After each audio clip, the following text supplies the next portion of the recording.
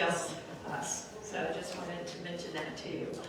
Very unfortunately, Prince George's County is #1 in the state in foreclosures and in people who have been notified that they're on the list and they really need to get help right away.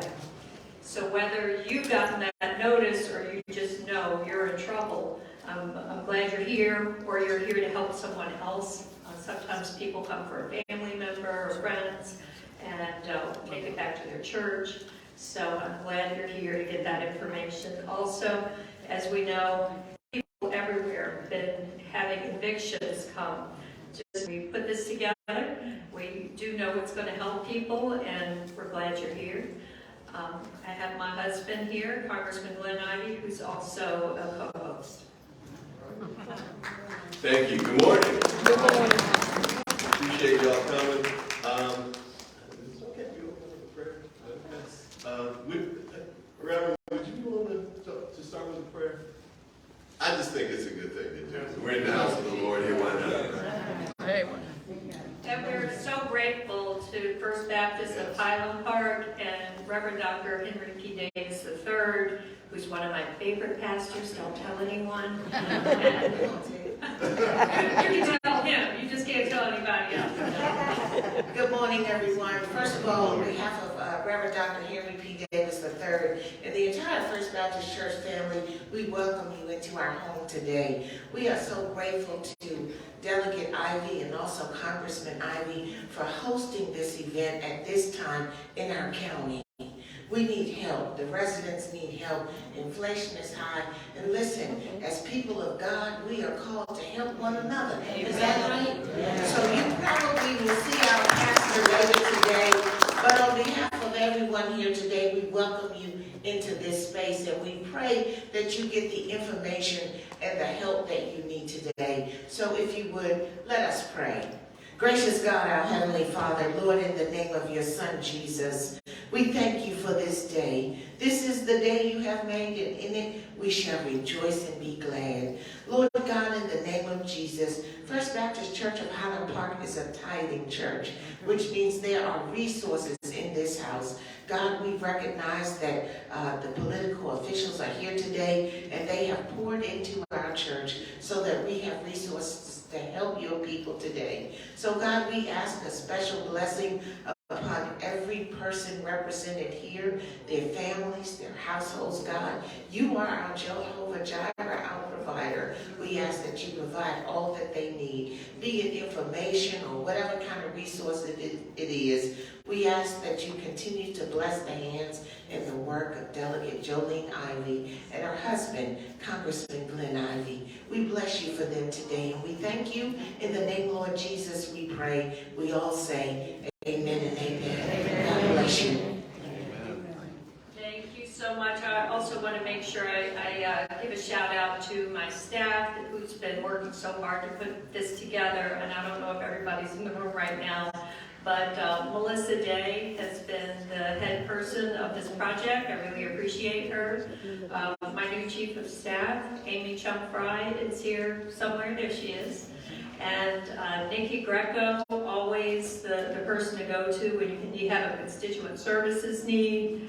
I've got, where's John? Sheridan is here, who is always working on policy issues for us. He helped tremendously during the pandemic, and he's the one who led the effort to get the 3% rent cap at that time. Now we have another cap that just was going into effect for the next year while we work things out. Marlon Cruz is here, who is, does a lot of community work and is also fluent in Spanish. So if you need that help, we have that here.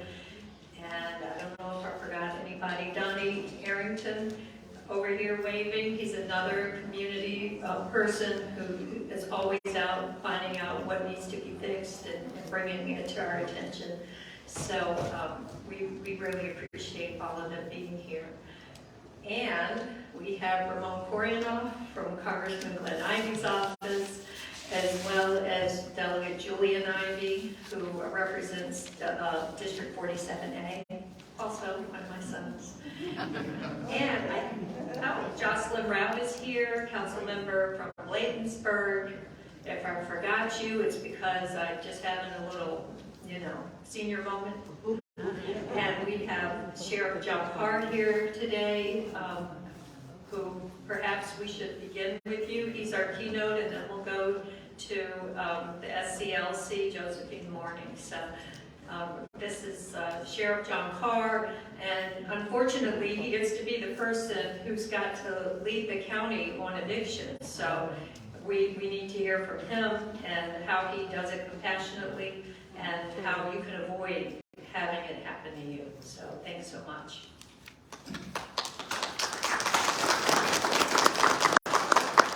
Thank you, Councilmember Ivey, and I just want to say thank you, Congressman Ivey, as well. This is a very important event here, and as he said, I am your newly elected Sheriff John Carr, and I'm responsible for our civil and landlord-tenant section, along with warrants, child support, and domestic violence. So the Sheriff's Office is the law enforcement arm of the courts. Our responsibility is to execute all court orders.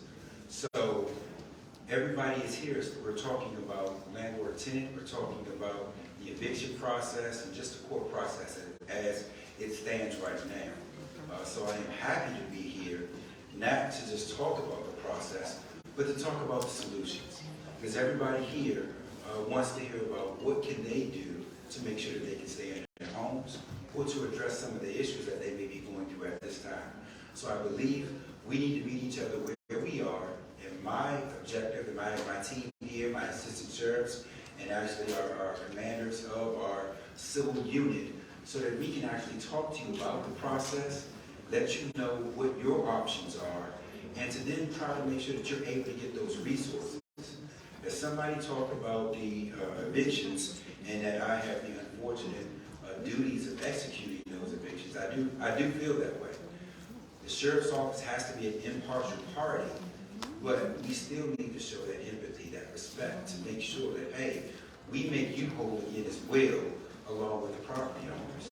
And we understand that people are going through hard times right now. There may be some exigent circumstances or situations that may have somebody behind in their rent. But what our responsibility is to do is to carry out the court order, but to make sure that we take care of everybody. So I'm happy to be here. I'm happy to talk about this process. I have my team here to, one, put you at ease. If you feel that you're getting ready to be evicted, maybe tomorrow or sometime in the upcoming week, let's talk about it. Let's talk about what eviction writs we actually have on hand, what your options are. We have vendors here that can actually assist and help you in this process. We don't want you leaving here feeling like you have to look over your back and wondering, is my stuff going to be placed out tomorrow? We don't want that.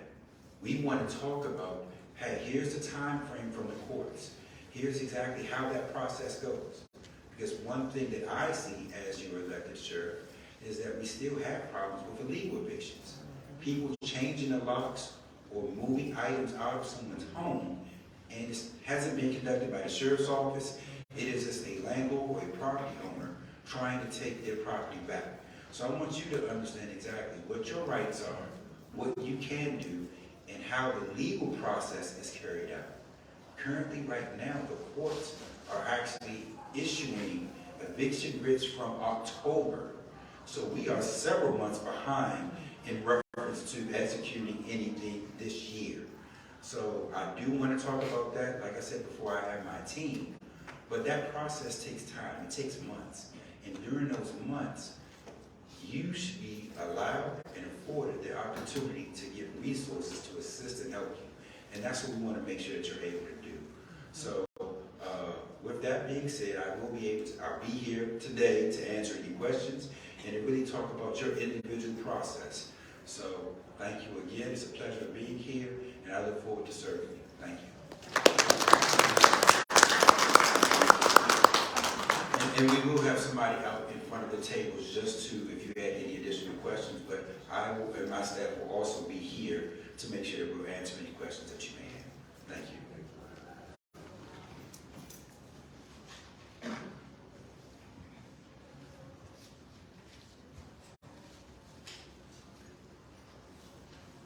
Good morning. Good morning.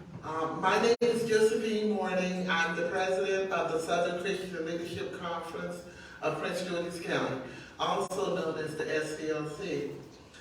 My organization was founded by Dr. Martin Luther King, and we know how much Dr. King worked in the community and also with the nation as far as trying to make sure that we, the people, have the resources we need where we can be successful. I would like to thank Pastor Davis also and my First Baptist family. This also is my church home. I serve on the trustee board here. And I would like to thank everyone for the opportunity. My pastor is always willing to open up these doors to let us have events that will help the community. And that is very important because we all know that without knowledge, the people perish. And so we are here today to bring knowledge to you on the different things that you can do to try to save your home or to try to save your apartment. And the resources are there's just so many that I have just found out recently that I didn't even know, and I thought I knew everything about saving homes and saving apartments, but I learned a lot this past week as we met with different representatives from this county and the state. I want to thank Congressman Ivey and his beautiful wife, Councilwoman Josephine Ivey, for taking this project and moving it forward. This shows you who have our interests at heart, and I really appreciate everything that they are doing here in our community. Hopefully, we will be able to assist a lot of you with some of the needs that you have today. I want to also tell you, please do not be ashamed. Tell us your situation. Talk to your friends. Talk to your neighbors. You don't know who's going through something out there, okay? And let them know, don't be ashamed. This is okay. We can't help you if we don't know you have a problem. It's like the lean on me, and I will help you. So please talk to your friends. Talk to your neighbors. Tell them that, there's help available. Because we have a vast amount of people get ready. They're in the foreclosure space, the first part, notice of intent. And so it's 10,000 people. So we know that, we have a room full of people here today, but we know it's not 10,000. So there are so many people that need help. And I ask you to please talk to your neighbor, talk to your friend, ask them how's everything going, ask them if they're okay. Because this pandemic left a lot of us in really bad shape. And so we're here today to try to help you. We see if we can help. And we also have another initiative that we'll be doing at SCLC. If any of you in here that have a car and have insurance, you've probably noticed that your insurance rates have gone up tremendously lately. So our next initiative is we're going to be working to try to help with this terrible situation of insurance rate hikes that have taken place in certain zip codes. We ask you to stay tuned for that. That will be happening very soon. I want to thank you again for being here and enjoy, and please take advantage of the resources. We have Employee PG here. Employee PG is it's like they have job opportunities for you and also educational opportunities. Thank you.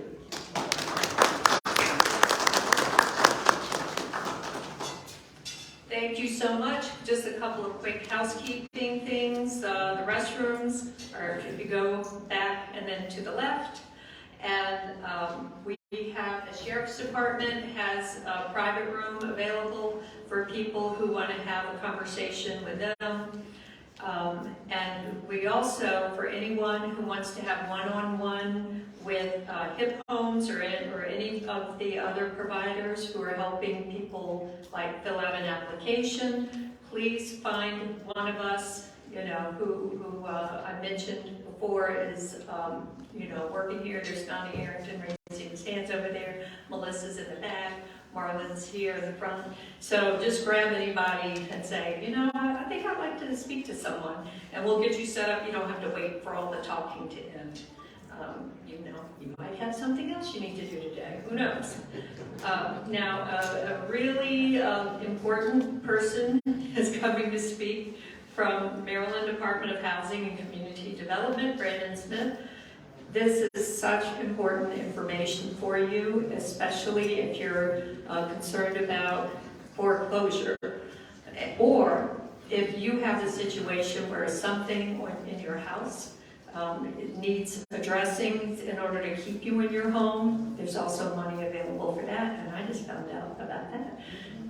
We're gonna change the order a little bit. This will be community legal services first, then we'll bring housing up, okay? But here's community legal services. Well, you know, that's why I got a co-host.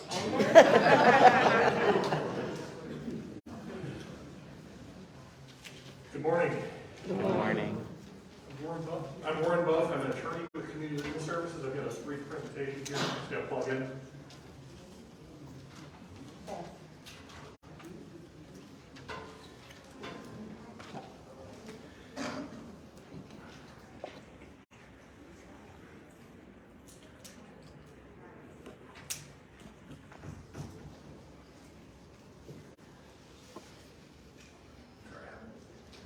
Use this with it.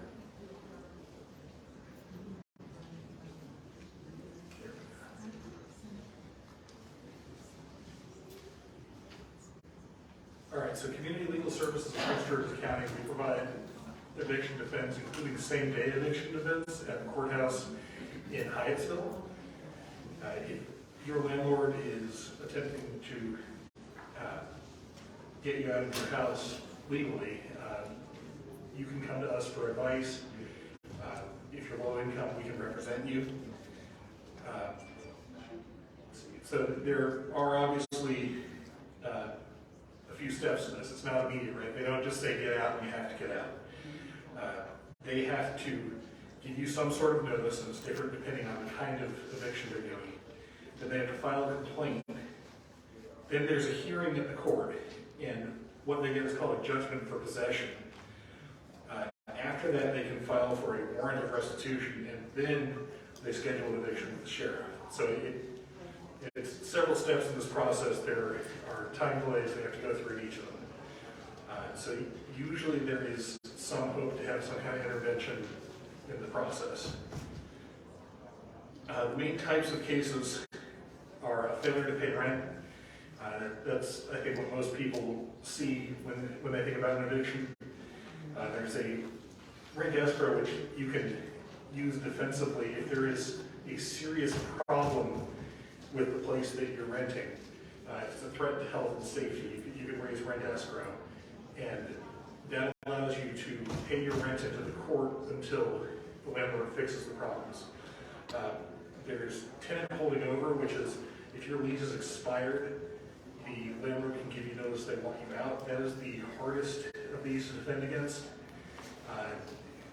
Because once the lease expires, if they do give you that proper notice, unless it's a retaliatory eviction, which is hard to prove, they're probably going to get that judgment for possession. They can also claim a breach of lease.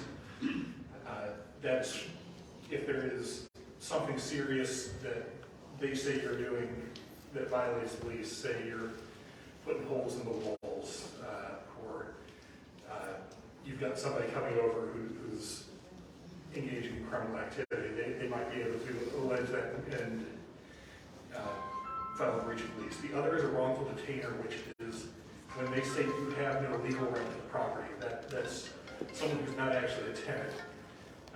Say if somebody's a caregiver and has been staying with somebody, but the person they're giving care to passes away, the caregiver isn't actually a tenant. They don't have a legal right to remain in that property indefinitely. And so that's the kind of thing a wrongful detainer can address. The failure to pay rent statute, it's the most common thing the landlords do. It can be filed by either the landlord themselves, an attorney, or their agent.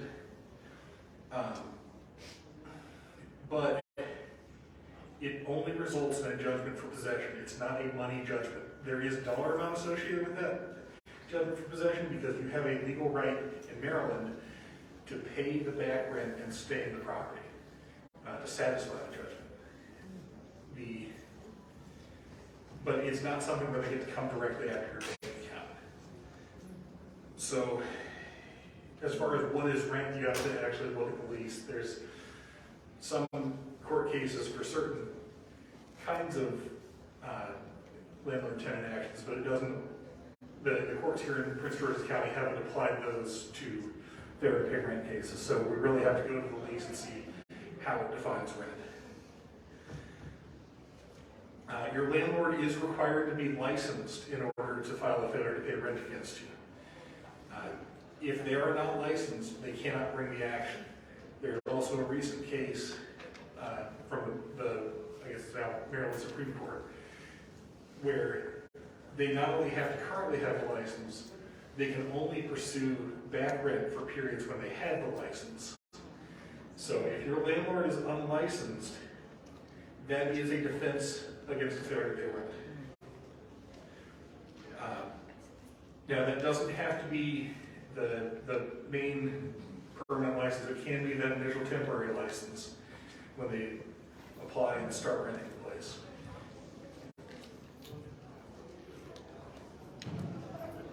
So there's also a requirement that if somebody other than the landlord themselves or their attorney is filing and handling these matters, that person has to be a licensed debt collector. Your home has to have a further certification if it's built before 1978 that it's free of lead. That comes from the Maryland Department of Environment. So that's another thing we can inspect, right? If your landlord has failed to go through this licensing, that could be a defense to stop them from pursuing failure to pay rent. There are a number of other defenses available. If they don't properly complete the form, that can be a defense. If they're asking for the wrong amount of rent, we can use that as a defense and make sure it's correct. They have to say what months they're actually suing for. They have to list your address properly. These all seem like very basic things, but there are still times that we find that a landlord hasn't done them. So it's important to read that complaint, and if you're seeking assistance from us, to have it with you so we can review it with you and find any errors. And it can be a defense to a failure to pay rent that your landlord hasn't maintained the property. Now, it's a hard defense to raise because we'll need to get money together to put into the rent escrow. The court usually orders that within 5 days. But it is, at least in theory, a defense available to you if they're not giving you a safe and healthy place to live. The most important thing here, though, is the right to redeem the property by paying the judgment amount. If you can get the money together before the sheriff is there to evict you and pay the landlord the back rent from the judgment, that stops the eviction. There are a lot of resources out there trying to help people in that situation. And maybe it's something that you do it on your own, maybe it's something you do it with help. But one way or another, finding the way to pay off the amount due will stop the eviction. Once you've paid it off, you may be able to ask the court to vacate the judgment. That's not a guarantee, but sometimes the courts have been willing to do that.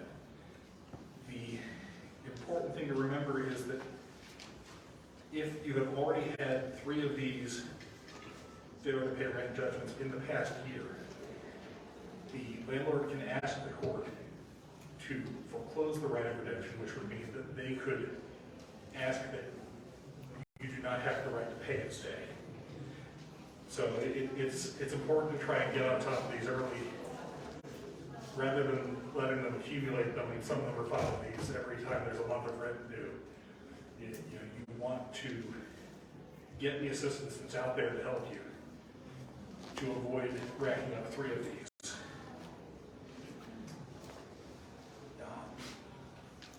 far as the rent escrow, if there is something seriously wrong with the place you're staying, if the heat isn't working, if it's flooding, if the ceiling's collapsing, you can raise a rent escrow. And you can do this either as a defense or bring it as an affirmative suit. You can sue your landlord, and the court allows you to pay your rent to the court rather than the landlord until the problems are fixed. At the end of a rent escrow, the court determines how much of the rent money should go to you and how much should go to the landlord. And that's going to be determined by how severe the problem was and how long it took for the landlord to fix it. It's almost never somebody gets all of the money, but if it takes more than 6 months, it can be you get all of the money back. It's just a matter of the court will have to use their judgment in most cases. So the main things you want to see if you're going to try and raise rent escrow are fire hazards, a lack of heat, electricity, or hot or cold running water, a lack of adequate sewage disposal. So if your toilet won't flush right, an infestation of rodents, which usually has to cover 2 or more dwelling units, and any kind of structural problems that threaten your safety physically, like a ceiling collapsing. It does not include minor defects. If the stove doesn't work, that's not a rent escrow issue. If there's a crack in your windows glass, that's not a rent escrow issue. But any of those serious life, health, or safety issues, that's what we're going after with a rent escrow. You do have to give your landlord notice of the problems before you can take them to court. So you have to first ask them to fix it. If they haven't within a reasonable time even attempted to fix it, that's when you can initiate a rent escrow. You do also have to let them into the unit to fix the problem. If you are alleging there's a serious problem and they're trying to fix it, you do need to let them do that in a reasonable manner. Depending on how severe it is, they would kind of determine how much notice they have to give you about coming in. But if you say, hey, I'm worried this is going to catch fire, then if they show up in half an hour to try and stop something catching fire, that's probably still reasonable. You ask them to come. So you do need to work with them on actually letting them fix it. Once the rent escrow is open, you have to continue paying your rent to the court every month when it comes due. The court will order the county or the city inspector, depending on where you live, to come out and evaluate the building, see what the issues are, and return a report to the court. The court will then review that, order the landlord to make repairs, and periodically you'll check back in. The property will probably have to be re-inspected at some point to make sure they've actually finished the job.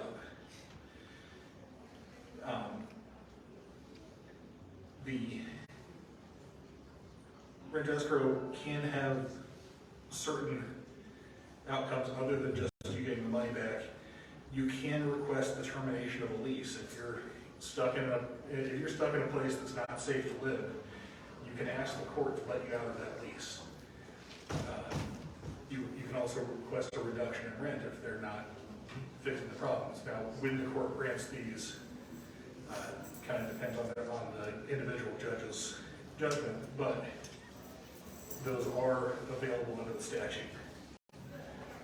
As far as the tenant holding over action, this is again the easiest one for a landlord. They just have to prove there is a valid lease, which can be written or oral, that the lease term has expired or it's in month-to-month status, that you still live in the property, that they gave you the required notice, which is different depending on what kind of lease it is, and that they waited the appropriate time before filing.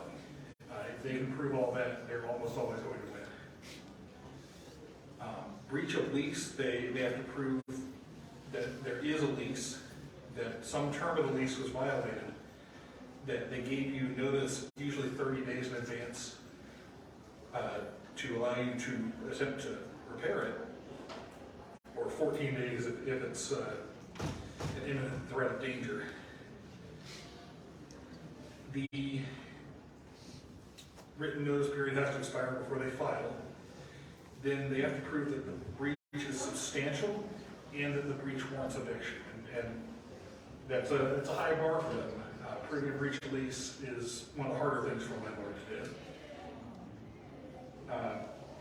Wrongful detainer, they just have to prove that they have a legal right to the property and that you don't. But again, that's a relatively uncommon kind of case for sort of special situations. We are available at the courthouse all 4 days a week that the court is handling landlord-tenant matters, Monday, Tuesday, Thursday, and Friday. We have an office up on the 3rd floor. We're either in there or we're in the courtrooms or hallways assisting people. A lot of what we're doing is trying to get people set up to be able to go to the ERAT program. If your landlord accepts ERAT money, for 90 days, they have to stop any evictions or they can't file any new lawsuits. Normally I take questions here, but since we have a table set up in the hallway, I welcome you all to come talk to us there. Thank you.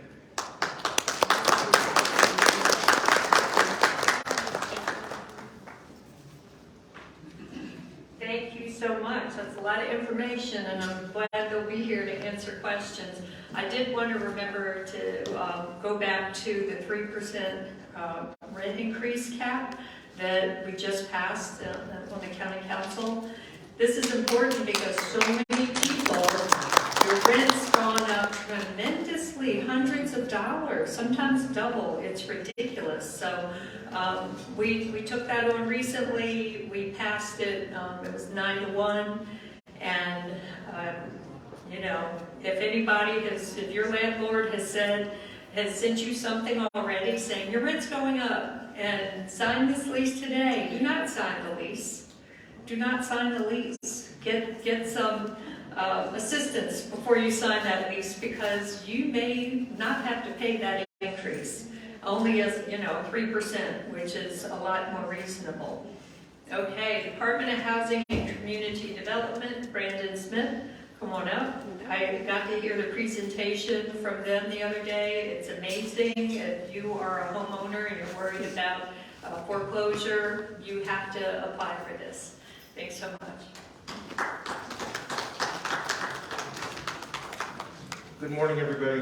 Is this still morning or is it afternoon? I'm really excited to be here today to present this program, and I want you to understand what you've heard in some of these presentations. Knowledge, resources, solutions. Do not be ashamed when you're in a time of need. And for the program I have, I'll tell you this. I've been in this industry for this year 22 years, and this is one of the most powerful programs I have seen. I started my career in banking, mortgage, overseeing, a brick and mortar bank, moved into regulations as an investigator for federal government, became a director for another regulator. And I looked at people that have lost their homes, that they have gone through certain obstacles, and I've investigated those situations and seen this program and what we have to offer here is very, very powerful. So, next slide, please. So, the state of Maryland was appropriated $248 million from the U.S. Treasury. It was underneath the American Rescue Plan Act of 2021. And what this enabled us to do is create a particular program to help people that are facing foreclosure directly to a COVID-19 financial hardship.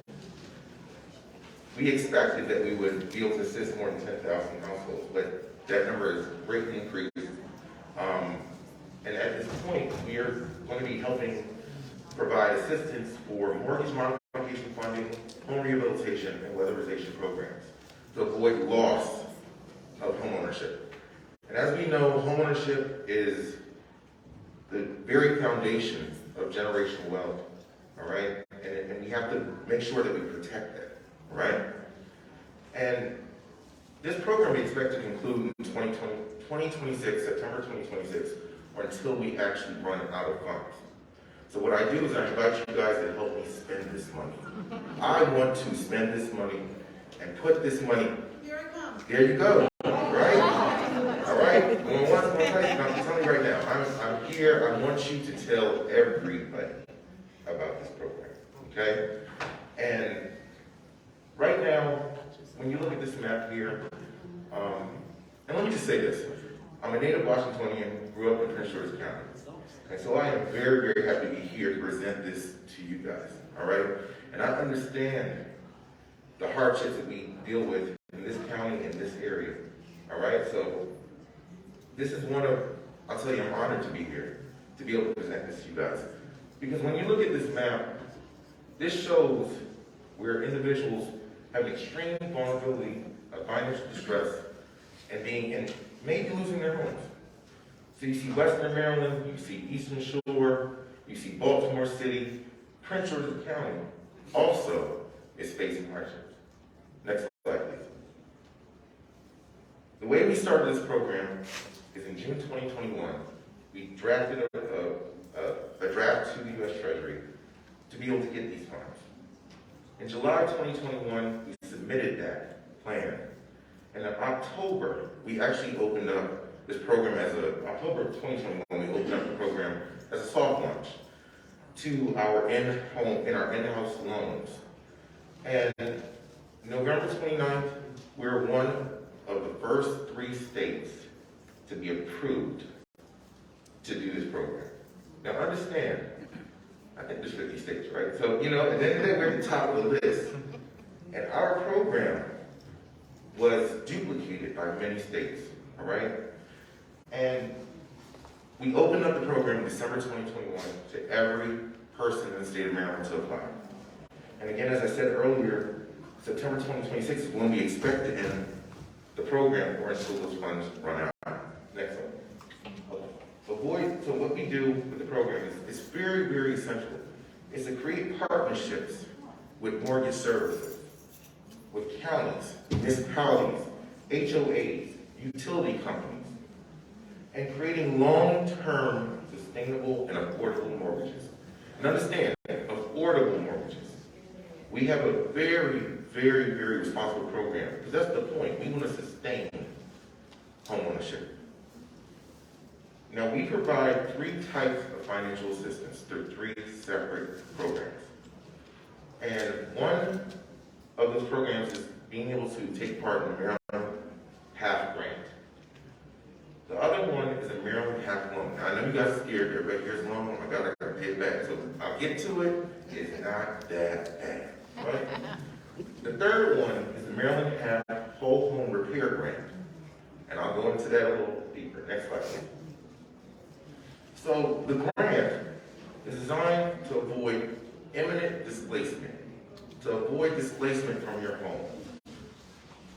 For tax delinquency, chattel loans, land lease delinquency, homeowner association fees, condo association delinquency, mortgage delinquency, and insurance delinquency. The eligibility for this is that you must have a COVID-19 related financial hardship after January 21st, 2020. Let me explain something to you. We're not documenting it. You do what's called a self-attestation, meaning you say, I, Brandon Smith, had a financial hardship. Now, I don't know about you guys, but it's as simple as this.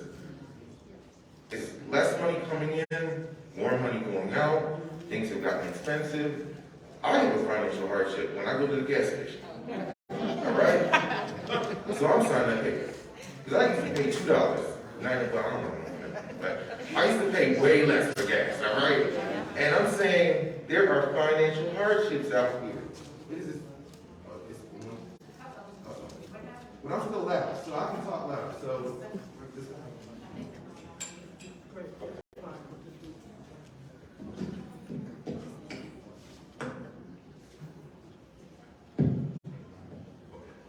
So, like I was saying, is that there are financial hardships out here, and it is as simple as signing a paper stating that you had a financial hardship.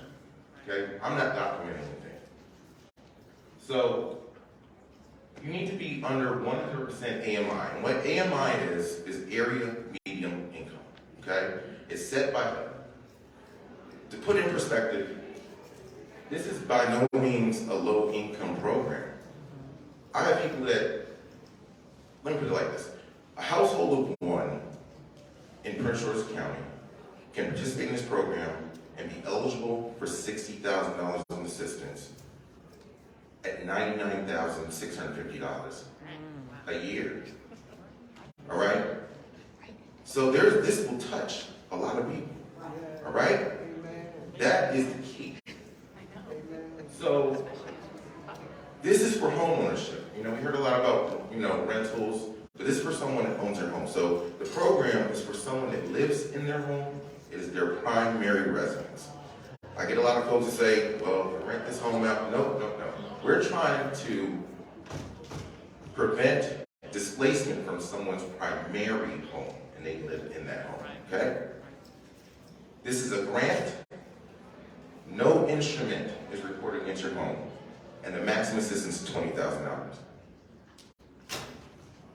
Next slide. All right. So the next program is the loan. Again, it does the same thing as a grant. Help you with HOA, condo, mortgage delinquency, list goes on. Again, a COVID-19 financial hardship after January 21st, 2020. Now, with this is under 150% AMI. Again, area median income. For Prince George's County, a household of one, you have to make $149,000 or less to be eligible for this. Now, I'm not there, so I'm saying we need, right? And again, a Maryland homeowner, primary residence, okay? Now, there is a recorded lien against your home, but the loan is 0% interest. No payments. No monthly payments, all right? And the payment is due in full when either you sell the home, refinance the home, the ownership changes. Now, I'm gonna throw this out there, that if you refinance the home, you could potentially write a letter to us and say, look, I'm just refinancing. Can you not ask for it to be paid back? We probably would do it, right? I'm not making promises, you can hear me say that, right? But they will entertain that, okay? The maximum assistance for this is $40,000. Now, I want to point something out about this program, is that let's say you sell the home in 15 years, and there is no equity in that home. We probably would forget the loan, all right? But it's only fair that if you did sell the home, you know, we stepped in and helped. It's only fair. If you did sell the home, there was equity, that you would repay that money back, all right? It's only fair. So the third one I have is the Maryland Homeowner Assistance Fund Whole Home Repair Grant. And that is designed to avoid displacement from some issue you have with your home that would otherwise cause you not to live there. Collapsing roof, mold remediation, pipes bursting. We had one person that was approved for it because she had steps to go into the home, and she needed a wheelchair lift. Now, otherwise, that would cause her to be displaced from the home. What do you think program did? We paid for it. So again, COVID-19 related financial hardship, January 21st, 2020. Again, 150%. So in Prince George, under $149,000, you're eligible for this. Again, primary residence. This one is also a grant. Maximum assistance $10,000. So we add those numbers up. 20, 40, 10.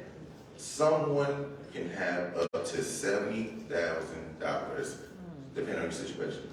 So again, help me spend this money, right? All right. Next slide, please. So I wanted to show everybody that, and I'm not going to go through all these numbers here, but one of the things I wanted to show is that as of, let's see, what day was that? I think it was the 24th of February is when I pulled this. We had spent since December $64 million just for mortgage and housing assistance, all right? $64 million.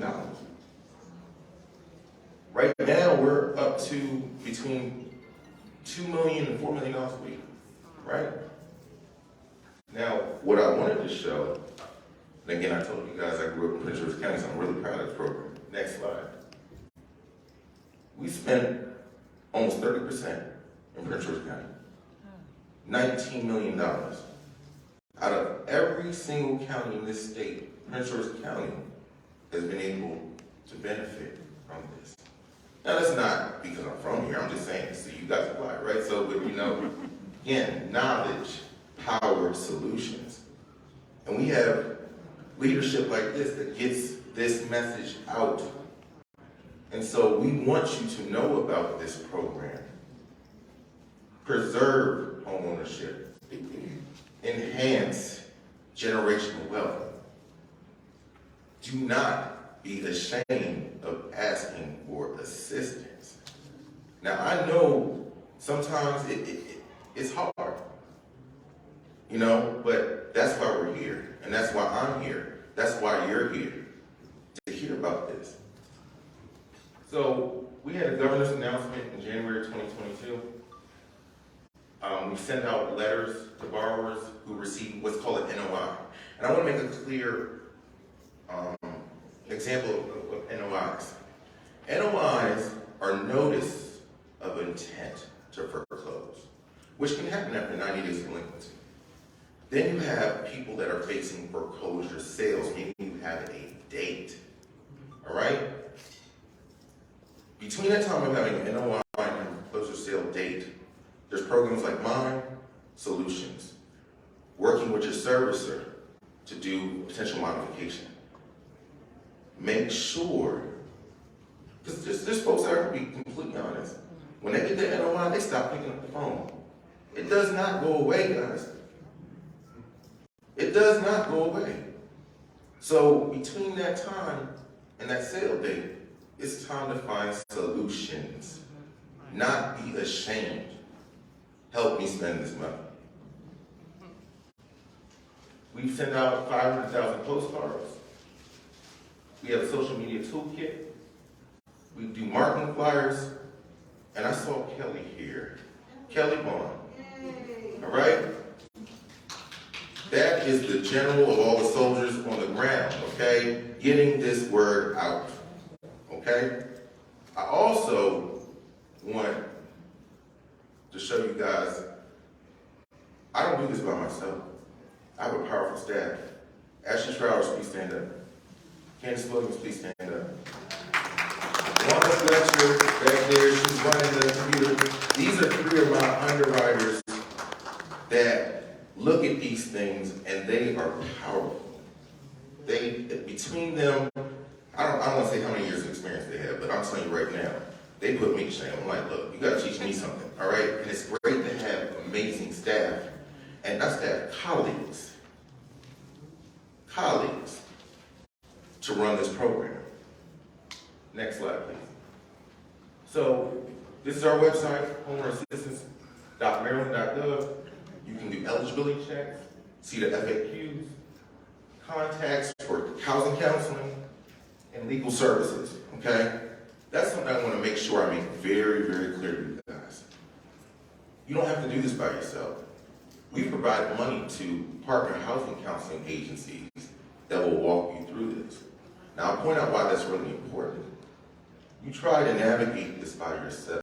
You're trying to work a job, you're not able to pick the phone, you're not able to look at email. Housing counselors will walk you through this. And I'm also going to say this to you, that most of my successful applications that I don't have to ask for continued documentation, or they don't get denied, or they don't get withdrawn, is because they work with housing counselors. Again, seek help. It's free. All right? You don't have to pay for the housing counselor. We have legal services. We have a situation, going through a divorce, have some sort of there's a lot of situations out there. We have something called tangle title, where someone may have passed away, and they're the rightful owner of the next, the person that has the house next is the rightful owner, but their name's not on the deed. And they don't know how to navigate all of that. Legal services will, for free, will tell you how to get that house in your name. Are you guys hearing what I'm saying? Okay? I'm telling you right now, it is one of the most powerful programs I've seen. I've been in legal realm, regulatory realm, banking, financial services. This is the most powerful program I've seen to preserve home ownership ever. And I don't know if there's going to be another one like it. So again, I have $130 million left to spend. I'm not the Powerball, I'm not making millions, but help me spend this money. So the phone number for support and putting in applications is 1-833-676-0119. We also have the second number when I talk about housing counseling. You can call that number, find out your local housing counseling or legal services. It's all on the website. And Kelly, we have a table out here today, right? So we have a table right outside here. We have flyers. You guys ask as many questions to Ashley, Candace, Wanda. You do what you need to do. We're here. All right? So thank you so much, and thank you so much for having me. Brandon Smith is known as the mortgage whisperer, and you can see why. I got all excited when I found out about these programs. I'm like, people can save their homes and get money for free. Like, we need to tell people, because if I didn't know, you probably didn't know either. So there you go. Sergeant Charles wanted to come up and bring quick greetings. Is he coming up? And then our next speaker is Prince George's County Department of Housing and Community Development, Tamika Gauvin, who's the Deputy Director. But if Sergeant Charles can come up real quick, that'd be awesome.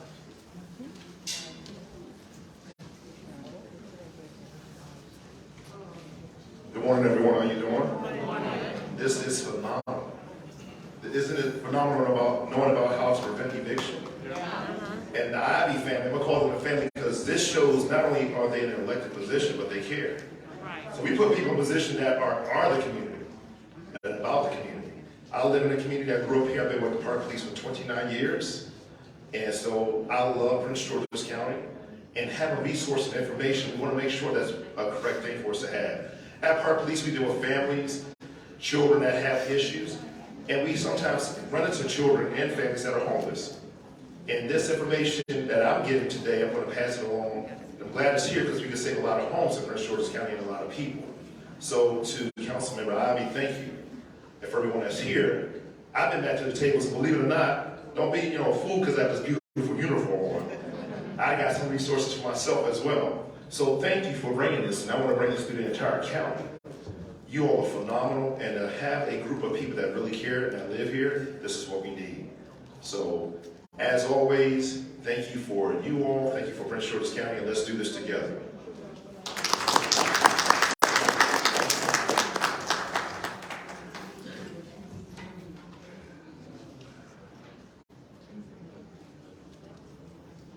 Good morning, everyone. Good morning. I'm going to set up my presentation.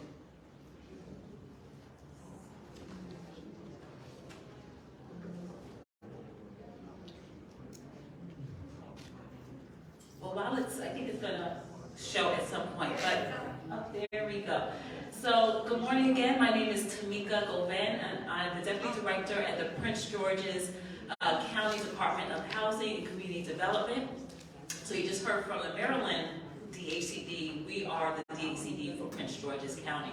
I'm going to thank Councilmember Ivey for inviting us to participate in the workshop today, and thank you for coming out on a Saturday morning. I know there's lots of things to do on Saturday. So I'm just going to give you a little bit of history about the Emergency Rental Assistance Program. So my presentation focuses on eviction prevention and where we are now. This is a very important takeaway.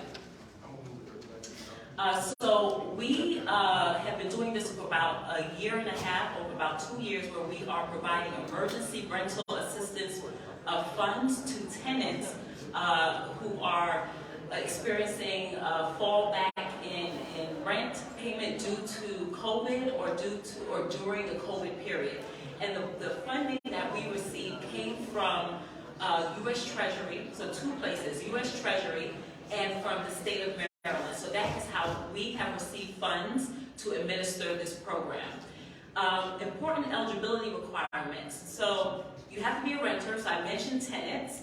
You have to be, your income has to be up to 80% of the area median income. So what's the area median income? I believe for a family of 4 in Prince George's County, this area, the area median income for a family of 4 is about $82,000, $83,000 to give you an idea. So the eligibility is for up to that ceiling for a family of 4. And there's a whole chart and table that we will look at to determine eligibility. But that's a really flexible program because at 80% American area median income, that's a pretty high income for qualification. Your rent has to be overdue, and you have to be experiencing a hardship because of COVID or during the period of COVID. So those are guidelines that we received from the Treasury. These are not Prince George's County guidelines. These are Treasury on the federal level that give us these guidelines. So our program, I would say, has been pretty successful. We have gotten a lot of money out there to tenants and households, and we've gotten it out there fast. And as a matter of fact, Prince George's County has led the states for the last 2 years in getting to the most families and pushing out the most money. And we have been recognized for that because we have received more money from the state and from the federal government because of our performance in getting these funds out. But our success in doing this has been really relying on our partners. So many of them are out here today. We have Housing Initiative Partnership, we have the Office of the Sheriff, CASA, Community Legal Services. They have all been around the table with us during this journey, and we coordinate and share information almost on a bi-weekly basis to know what's going on at the court, what's going on in evictions, to kind of get to families from a different number of ways. But we applied, the application was on a portal, a website, which is now closed, and I'll talk about that more in a minute. But we had a website that was up. We closed the portal in December 2021. We have a large, well, they're shrinking at this point, but we have reviewers that are reviewing the applications. We have an ERAP hotline, so there is a way to contact someone. I mentioned our partners, and we do a lot of outreach to make sure we're getting to the right people. So how much money did we get? So we have received about $123 million in funding for direct assistance to pay for past due rent and past due utilities. So even though the program is called Emergency Rental Assistance Program, we do pay for past due utility bills as well. And 27.4 of that has come, an additional 27 million has come to us. That is included in the 123 million, but that's the state and the Treasury recognizing that we were getting the money out in a way that was pleasing to them, and so they rewarded us by giving us more money.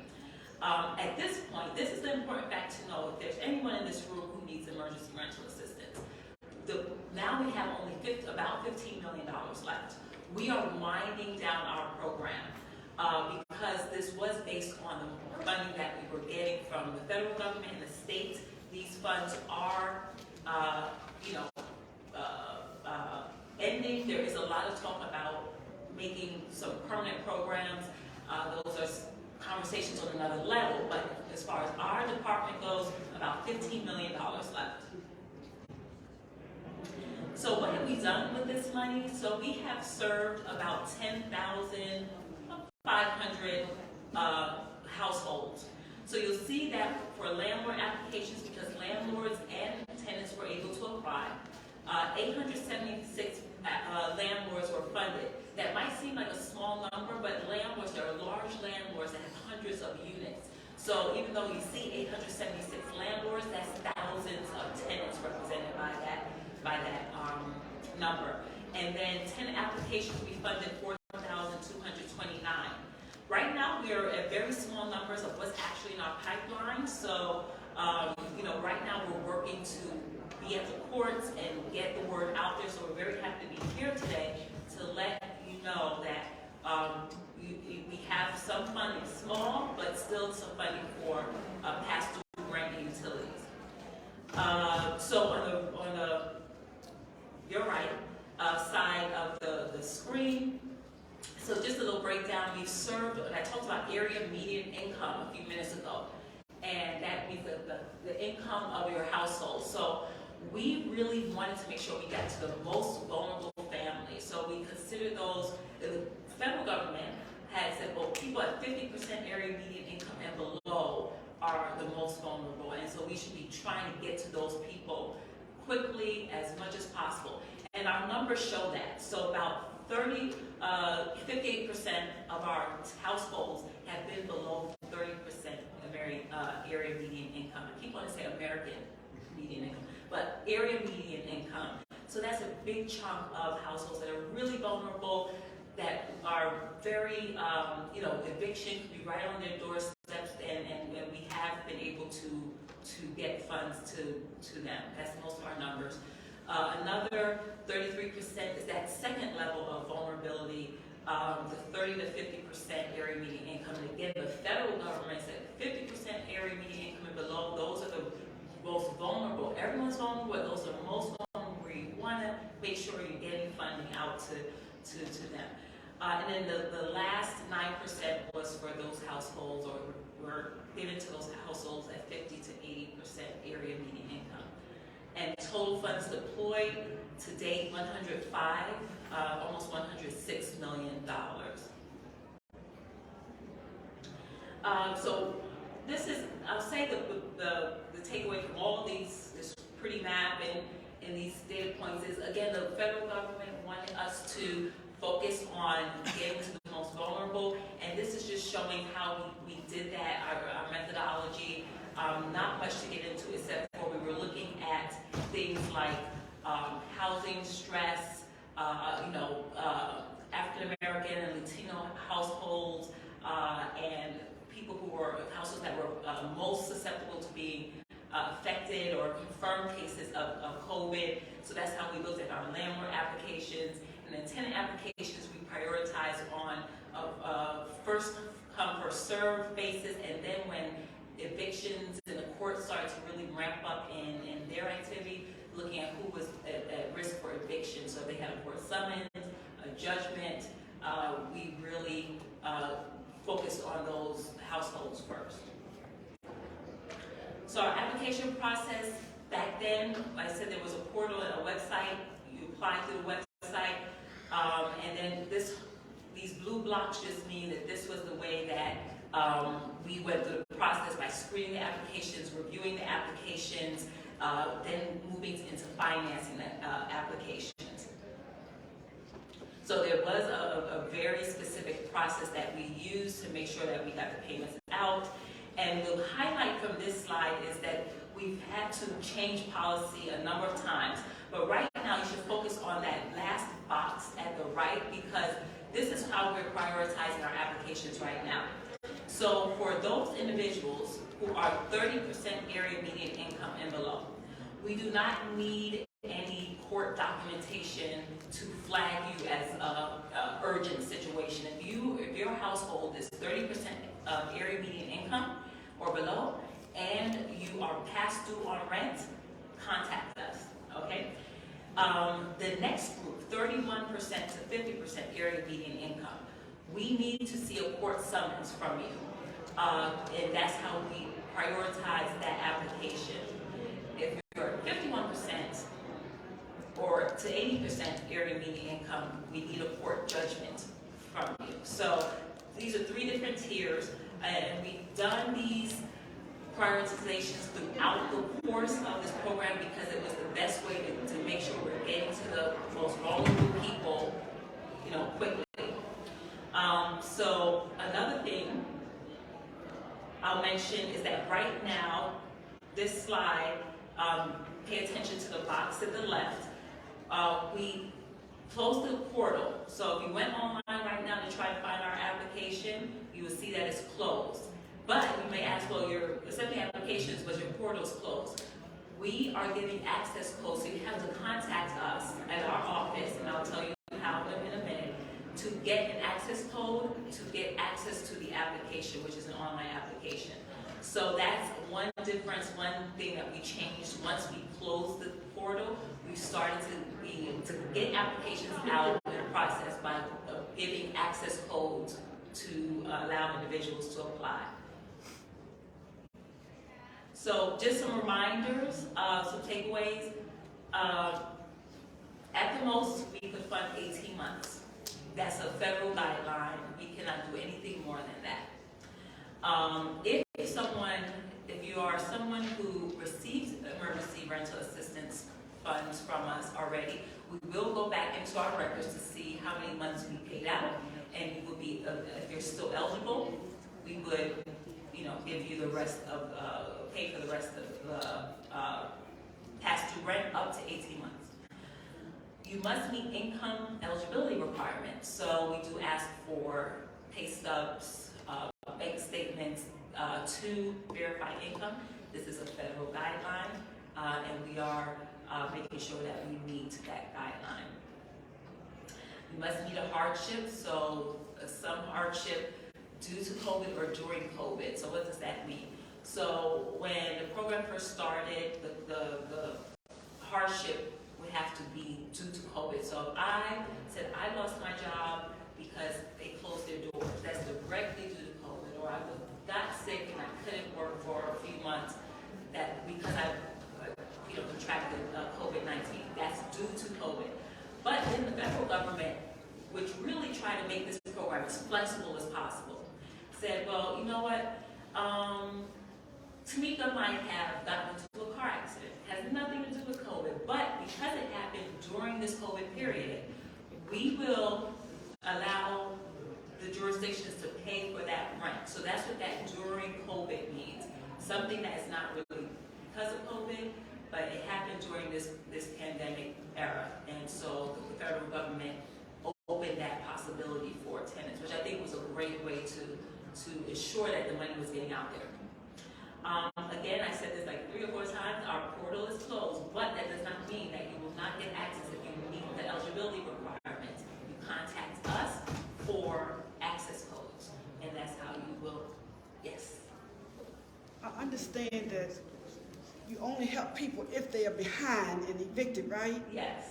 But, well, not evicted. We're trying to prevent that, but if they're behind in rent. But you're trying to prevent it. Now, my daughter is working 2 jobs, but don't make enough money to pay $1,800 a month in rent. She lost her job last September. She got another job, but it don't pay that much, so she got a part-time job. And I'm helping her pay her rent each month so that she won't be evicted and to keep her good credit rating. But you won't help her because she hasn't not behind. So I need to stop helping her for her to get help from you? Well, I would say 2 things to that. One, we have a very small pot of money. So if we did something like that, by the time we did that, we might be out of money, and we're not getting any more money. So our department typically does not deal with emergency rental assistance. This is a one-time thing based on the money we receive. So I would say don't do that. I would say that there are other organizations that could help. So Department of Social Services. We've called them, they haven't been no help at all.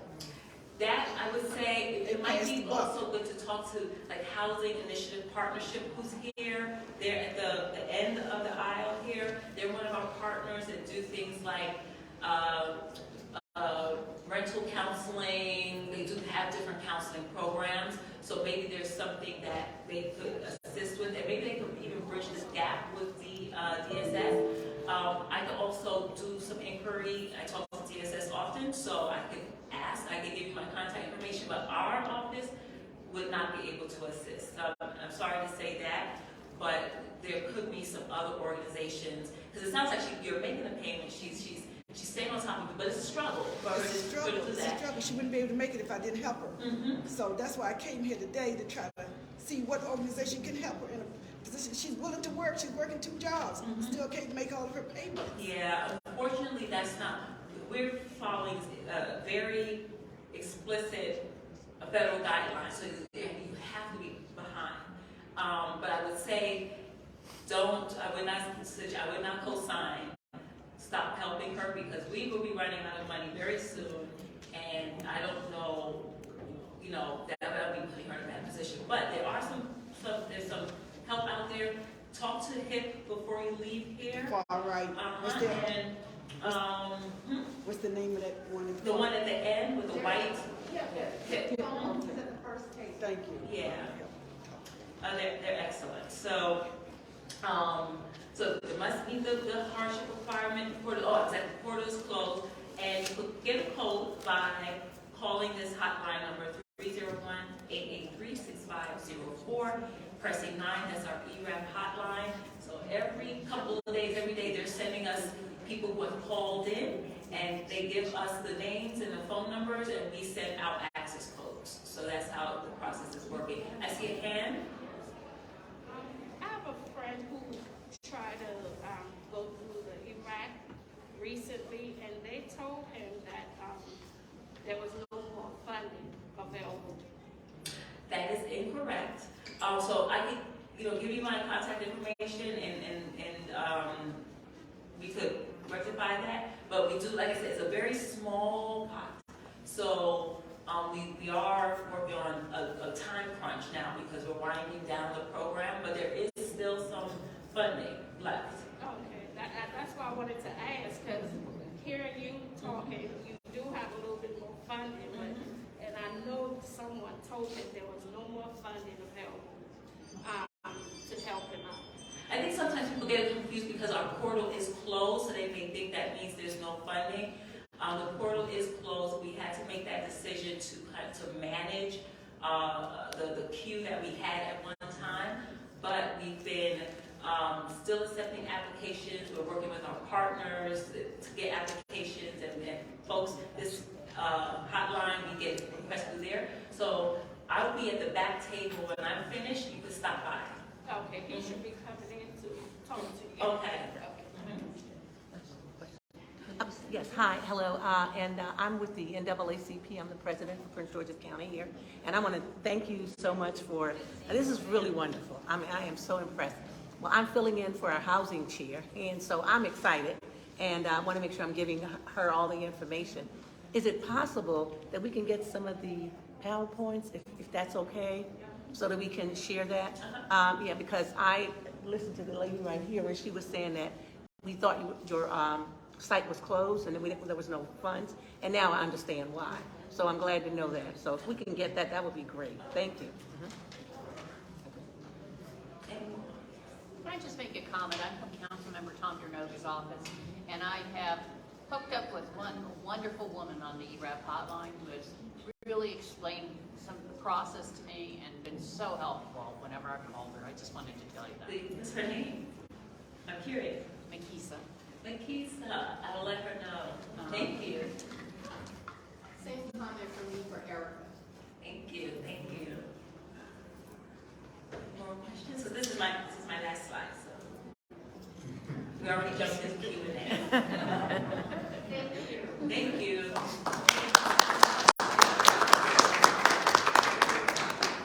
She said you can get those slides. And see, I just learned something too. I didn't know that you could get the secret code. I told my staff, we saved that number, right? Because we've had people come to us today and asking us, how to get help. Well, we know how to do it now, right? Everybody in this room knows. So thank you so much for coming. That's the end of the formal program. These are your tax dollars. These are your tax dollars. Take advantage of them. Don't feel like you're coming up with your hat in your hand. It's your money, so go get some of it. And go on to the back, and we will see you soon.